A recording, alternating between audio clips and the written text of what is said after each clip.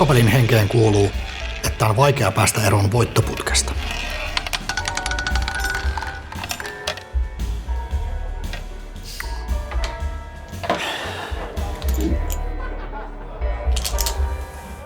Mutta vielä vaikeampaa jättää pöytä, kun olet häviämässä. Lopettaminen ei tunnu vaihtoehdolta.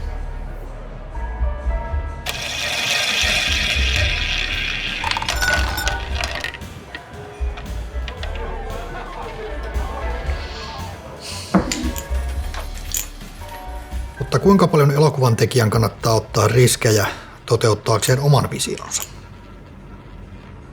Etenkin siinä tapauksessa, kun todennäköisyydet ovat vahvasti onnistumista vastaan.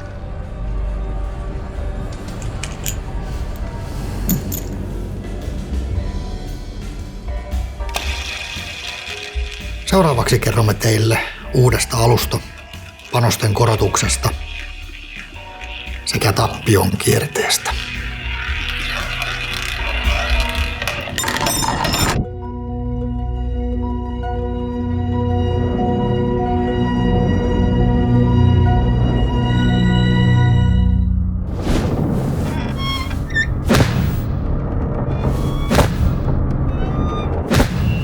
Tiedätkö minne ne meni? Tärkeintä on menetetyt rahat. Toni sanoi joskus, että meidän yhteistyö toimii hyvin, koska mä oon hyvä keksimään ideoita, jotka hän pystyy jalostamaan pidemmälle. Ja jos hänellä taas menee visiot mahdottomiksi toteuttaa, niin osaan vetää ne takaisin realismin puolelle. Tavallaan jo nuoruudesta asti meille syntyi toimiva ohjaaja-tuottaja-roolijako. Vuoden 2012 lopulla Toni kysyi, että kiinnostaisiko minua lähteä osatuottajaksi Kontaktille. Vaikka koko projekti vaikutti melkein uhkapeliltä, niin pitkään harkittuani suostuin. Ja syy siihen oli ne kaikki meidän aiemmat innostavat leffakokemukset nuoruudessa. Mä olisin revennyt.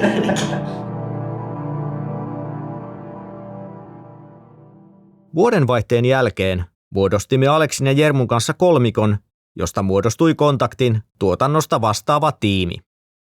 Koska rahaa kuvausten jatkamiselle ei ollut, niin päätettiin yhdessä avata tuotannolle pankkitili, johon kukin laittaisi alkupääoman ja samalla aloitettaisiin kaikkien mahdollisten apurahojen hakeminen. Vaikka käsissämme oli osittain kuvattu ja kirjoitettu sarja, olimme silti toiveikkaita jatkon suhteen. Tein oman ratkaisuni ja myin Lahden omistusasuntoni. Vailla omaa kotia ja asumisen pakollisia kustannuksia siirsin kaiken huomioni Kontaktin tekemiseen. Omaksuin kiertolaiselämän ja saamani myyntivoitot panostin kuvausten järjestämiseen. Pelasin nyt uhkapeliä oman elämäni kustannuksella. 105 eka kamera. Käy. Vuoden ensimmäiset kuvaukset järjestyivät Lahteen. Teimme murhapaikkakohtaukset erittäin pienellä työryhmällä tyhjässä opiskelijahuoneistossa. Keskitymme pääasiassa sarjan ensimmäisen jakson kuvaamiseen. Mun mielestä se oli siinä. Valmiilla pilotilla voisimme esitellä sarjaa mahdollisille rahoittajille. Koska minulla oli pitkä lista puuttuvista lokaatioista, päätin ajan säästämiseksi siirtää kaikki kevään setit Tampereelle VR:n tyhjään asuinrakennukseen. Elokuvaosastomme valokalustoa otin tuttuun tapaan käyttööni ilmaiseksi. Myös kaikki näyttelijät suostuivat palaamaan rooleihinsa. Mä rupesin jopa odottaa tohon, kun tuo poliisipäällikkö sanonut tuon, niin vähiä kävelis kuviin, tiedätkö näin. Kuvasimme yhdellä klaffilla, perään vaihdoimme numeroa jakson mukaan. Mikä se oli se? Mutta... Nyysteet. Niin, vittu mä en ikinä muista römperi. Mulla oli jotenkin römperi pyörii päässä. Yhtenä kertana testasimme erään asunnon päävirtakytkintä. Yllätykseksemme rakennuksessa olikin sähköt. Aggregaatin sijaan aloimme ottamaan virtaa nyt asunnoista. Minulla ei ollut siihen lupaa, mutta nyt pelattiin eri säännöillä. Oli otettava riskejä. No niin, tällä nyt. Siirtys toi valo. Huhtikuussa tulin ensimmäistä kertaa Tampereelle katsomaan kuvausten etenemistä. Herra komisario. Tilanne oli paljon pahempi kuin olin kuvitellut. Toni lavasti yksin asuntoja päivin sekä illoin, eikä kuvausten esivalmistelussa ollut ketään muita jäljellä. En nähnyt muuta vaihtoehtoa kuin auttaa jatkossa kaikessa mahdollisessa työssä. Toni ei jaksaisi kauaa yksin. Nysten on vapaa. Kun viikkoja kestäneen valmistelun jälkeen aloimme kuvaamaan, olin jo niin väsynyt, että ohjaamisessa ajatustyö tuli haastavaksi. Tää on uusi klaffi. En ollut edes varma, saimmeko kuvattua laadullisesti hyvää jälkeä. Lopuksi oli edessä vielä settien purku, joka vei loputkin voimat. Tekeminen ei ollut enää palkitsevaa, vaan rasittavaa suorittamista. Uhkapelini ei tuntunut kannattavan. Komisario Osmo Mälkiä. Viimeisenä kuvattiin juhlatilaisuus, johon tarvitsin määrällisesti paljon rekvisiittaa. Vaikka kuukausia kestänyt kuvausvaihe painoi harteillani, päätin taistella viimeisen lavastuksen läpi keinoja kaihtamatta. Soitin Ylelle Tohloppiin ja esittäydyin opiskelijana, joka tarvitsi tavaraa kouluprojektiin. Bluffini ansiosta päädyin hakemaan heidän varastoltaan lava-autollisen verran rekvisiittaa vain muutaman kahvipaketin hinnalla.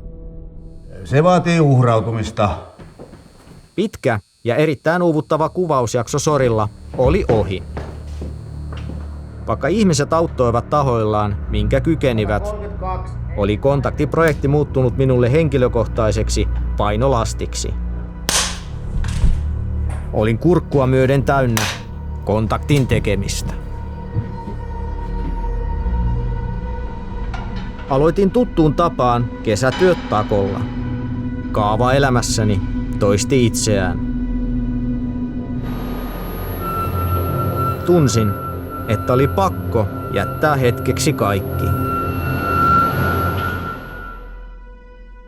Halusin täydellisen irtioton kontaktista, joten päätin lähteä tuttavani Samuli Jomppasen Lemmenjoen valtaukselle kaivamaan kultaa.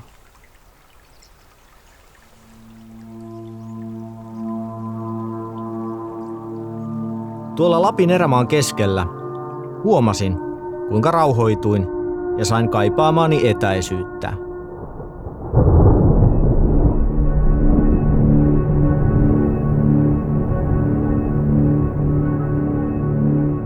Tunsin olevani täynnä henkistä intoa ja olin valmis palaamaan jatkaakseni kuvauksia. Syksy alkoi ja kuvasimme Mälkiän autoilukohtaukset. Vuokrasin 60-luvun Ford Anglian Kangasalan Mobiliasta. Kuvasimme vanhan ammattikouluni rollikkahallin pihassa. Lokakuun lopussa päädyimme kuvaamaan Helsingin kaivopuistoon, jolloin tuntui järkevältä vuokrata valokalustoa paikalliselta vuokraajalta. Sain valot halvemmalla, kun esittelin itseni opiskelijana. Käykö? Mitä sä oikein teet? Eeva. Kiireen keskellä en ollut huomannut, että säätiedotus oli luvannut myrskyä tuolle illalle. Vastaa mulle! Joo, täytyy katsoa vielä toi toiminta tossa teillä. Käynnistimme kuvaukset, mutta myrsky ja vesisade yltyivät. Kamera, katso. Yksi vuokralampuista meni rikki. Kamera. Tilanne alkoi näyttää toivottomalta.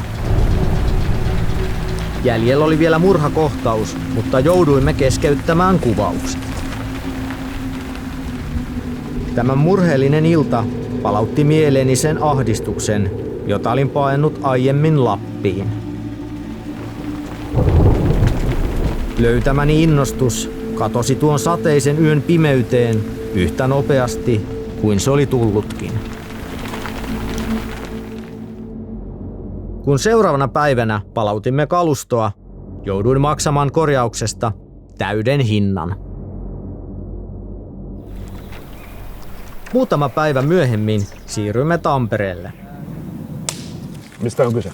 Tiivis kuvaustahti ei antanut mahdollisuutta palautumiselle. Kamera. Keskityin vain siihen, mitä kuvaisimme seuraavaksi. Ensimmäinen ja kamera käsi. Tunsin, että voimani olivat loppumassa. 206 ensimmäinen.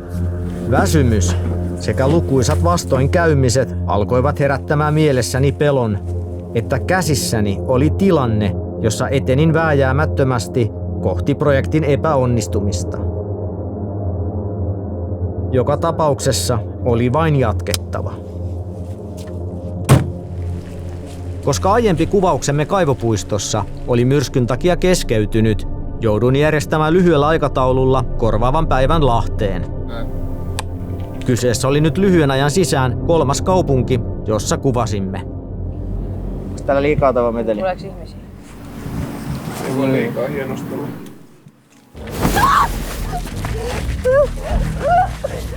Tuskaa!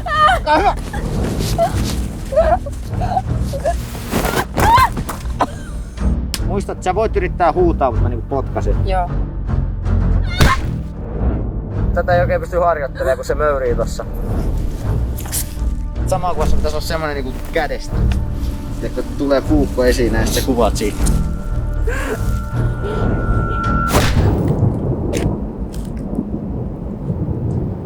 Edessä olivat vielä vuoden viimeiset kuvaukset. Hain isäni sekä Askon Tampereelta Helsinkiin. 239 ensimmäinen kamera. Käy jo. Lahjapullon ojentavaa konstaapelia esitti vanha lapsuuden kaverini.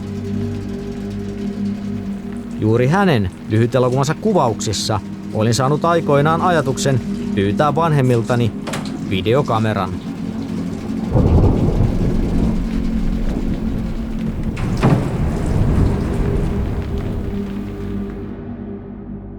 Vuoden mittaan varmistui, ettei yksikään apurahahakemus tuottanut tulosta. Tuotannon tili hupeni uhkaavasti, ja koska kohtauksia oli vielä paljon kuvaamatta, aloin miettiä, kannattiko tätä projektia enää jatkaa. Pitkä vuosi oli takana, ja kontaktin kuvaukset olivat menneet armottoman kaaoksen keskellä. Pysähdyin, enkä saanut mielenrauhaa epäilyltäni siitä, että olimmeko kuvanneet pitkään aikaan mitään käyttökelpoista. Päätin tehdä kokonaisvaltaisen läpikäynnin kaikesta kuvatusta materiaalista. Urakka oli mittava. Kun sitten katselin ottoja, pahimmat pelkoni kävivät toteen. Poikki, mutta nyysteen. Ai niin, vittua. Kohtaukset eivät vastanneet sitä, mitä käsikirjoituksessa oli alun perin tarkoitettu, tai mitä olisin niistä halunnut saada aikaiseksi. Liittyykö se nyystötiin? Ota vielä uudestaan. Nysteniin, liittyykö se nysteniin, perkele? Mutta nysteen! Mennään saa. Poikki! Tunsin epäonnistuneeni ja halusin lopettaa. Kontaktin tekemisessä ei ollut enää mitään järkeä. Uhkapelini ei ollut kannattanut. Kuvien pyöriessä edessäni tyhjensin pettyneen mieleni.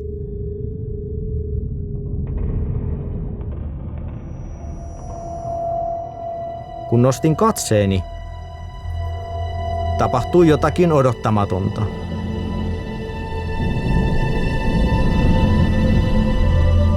Aloin nähdä otoissa lyhyitä hetkiä, joissa oli tunnetta. Äiti! Äiti!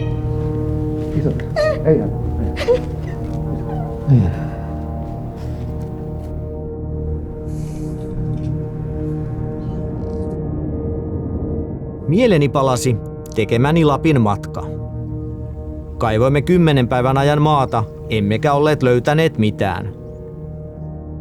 Paluumatkalla kaverini kuitenkin lähetti viestin, että oli huuhtonut lapioimastamme kasasta tuon kesän suurimman kultahipun. kaivamisemme ei ollut sittenkään ollut turhaa. Nyt näin, että kontaktin kohtauksissa oli potentiaalia. Tehty työ kuvausten parissa ei ollutkaan mennyt hukkaan. Vaikeasta prosessista huolimatta meillä oli kuitenkin tarttunut mukaan hyviä ottoja. Haluan tietää.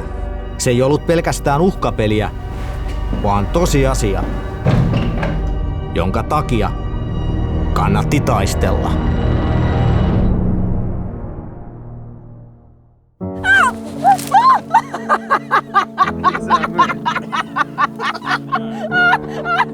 Kaupunki on teille paljosta kiittopelkaa. Se menee. Sattuuko sua? Ei mä... Mä oon